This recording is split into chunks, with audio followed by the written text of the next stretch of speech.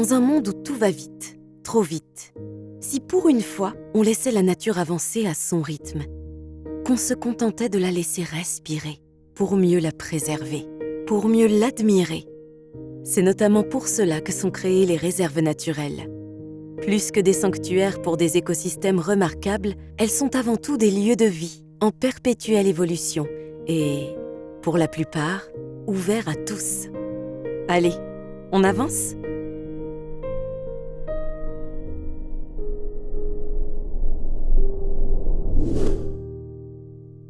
Les réserves naturelles sont les gardiennes d'un patrimoine biologique et géologique d'une valeur inestimable. Parfois, elles sont les derniers témoins d'une nature originelle restée sauvage ou héritée de nos usages passés. On les retrouve en grande partie sur les points chauds de biodiversité, là où celle-ci est riche, mais très menacée. Grâce à une réglementation spécifique, les réserves naturelles protègent durablement ce patrimoine exceptionnel de toute activité qui lui porterait atteinte. Sans cette vigilance, certains milieux naturels ou certaines espèces auraient même pu disparaître. Les réserves naturelles sont un outil de protection de la nature, car qui dit réserve naturelle dit biodiversité. Cette biodiversité, on la protège à travers différents outils. Ça passe par l'éducation à l'environnement, la sensibilisation, des méthodes de gestion, de restauration, d'entretien, et à travers une réglementation. Cette réglementation, c'est souvent du bon sens finalement. Ça passe par l'interdiction de la cueillette, de faire du feu ou de limiter le camping ou le bivouac à certaines périodes de l'année et dans certains lieux. Il y a aussi une réglementation plus spécifique à chaque réserve. Comme vous le voyez derrière moi ici avec Belette, on a mis en place du piquetage. Le piquetage, en fait, c'est l'implantation de pieux qui permettent de créer une zone tampon entre la végétation aquatique et la fréquentation qu'on peut avoir en période estivale. Cette zone tampon, elle permet d'éviter le piétinement et de favoriser la présence de la roselière. On a aussi sur le lac de la navigation qui est interdit aux moteurs thermiques. Ça favorise les modes de déplacement doux et ça permet d'éviter un dérangement de la faune à travers des nuisances sonores et une pollution de l'eau par les hydrocarbures. Sous l'eau ou au sommet des montagnes, des méandres de la terre à ceux des grands fleuves, en passant par les épaisses forêts tropicales, les réserves naturelles protègent l'équilibre des écosystèmes. Elles offrent à des espèces rares et fragiles de paisibles territoires pour se déplacer, se reproduire ou vivre, tout simplement. Pas étonnant que 20% des espèces recensées en France y prospèrent. Mieux, les 2/3 des espèces protégées ou menacées y sont présentes. Et pourtant, ces écrins de nature préservés représentent moins de 1% du territoire métropolitain. La géologie est aussi de la partie. Plus d'1/3 des réserves naturelles abritent un patrimoine d'exception, comme des fossiles et des minéraux incroyables, mais aussi l'un des plus gros gisements d'œufs de dinosaures au monde. L'effet positif des réserves naturelles se mesure de manière très concrète.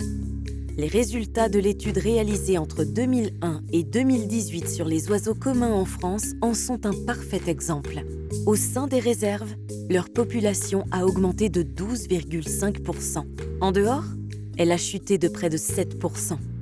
C'est un fait, les réserves naturelles contribuent fortement à la sauvegarde des enjeux écologiques.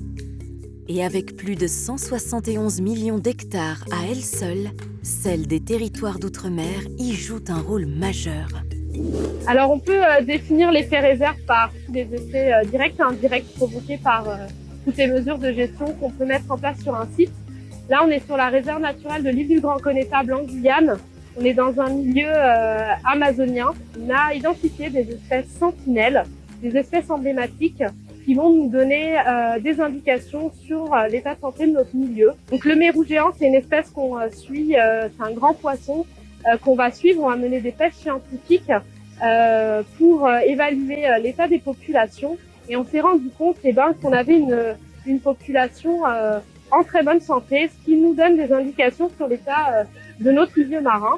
Et puis sur l'île, là on va suivre plutôt les oiseaux marins, par des comptages, par des suivis, et c'est les indications qu'on pourrait avoir pour mesurer l'effet réserve.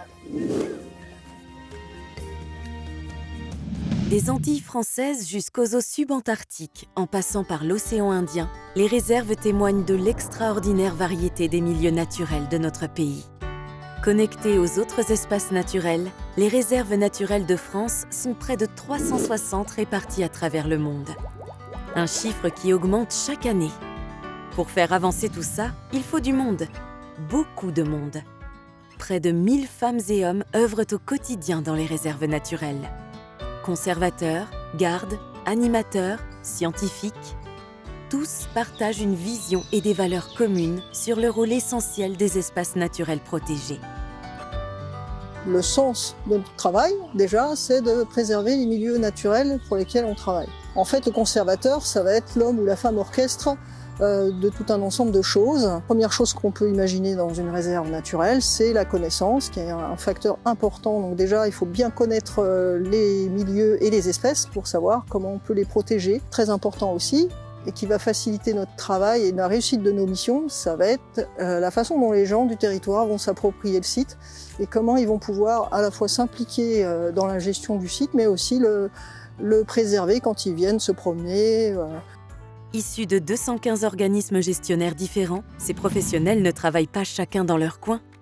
Depuis 1982, ils œuvrent collectivement au sein d'un réseau dynamique fédéré par l'association Réserves naturelles de France, qui leur apporte un appui technique et une solide représentation auprès des instances gouvernementales.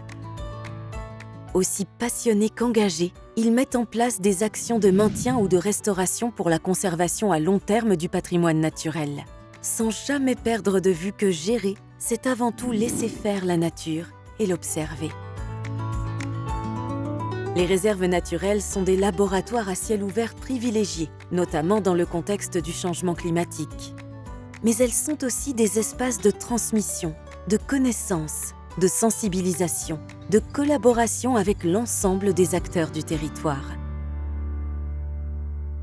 Les réserves naturelles, qu'elles soient régionales ou nationales d'ailleurs, ne sont pas des territoires sous cloche, mais bien des territoires de vie.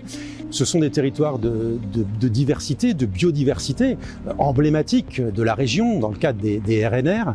Ce sont des territoires qui sont ancrés dans le quotidien et dans le local. Et ce sont aussi des territoires de fierté, parce que les gens qui y vivent se reconnaissent, s'identifient et utilisent, j'allais dire, cette réserve naturelle régionale ou nationale comme un territoire de communication. Et oui, comme les écosystèmes qu'elles abritent, les réserves naturelles s'adaptent, se réinventent, se développent. On y voit fleurir de nouvelles pratiques de gestion, mais aussi de nouvelles solutions économiques, sociétales, culturelles, sportives. Et bien sûr, toujours dans le respect de la nature. Devenues modèles de transition écologique et solidaire, les réserves naturelles n'ont pas fini de s'épanouir. Qu'on se le dise, la plupart des réserves naturelles sont tout sauf des lieux fermés.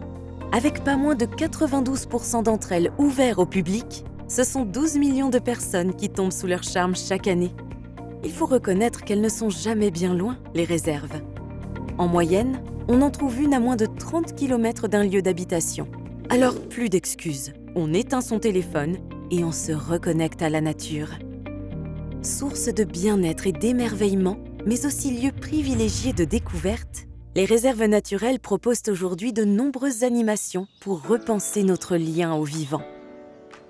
L'une des 3 grandes missions des réserves naturelles, c'est la sensibilisation. Donc l'idée, c'est de porter à connaissance tout le volet scientifique et de le vulgariser pour avoir du contenu pédagogique pour le plus grand nombre, donc adapté aux différents visiteurs. Par exemple, sur la tourbière de Frasnes, on a des animations qui sont proposées sur différentes thématiques, des panneaux pédagogiques et on a également un nouveau projet qui va proposer de nouveaux contenus pédagogiques.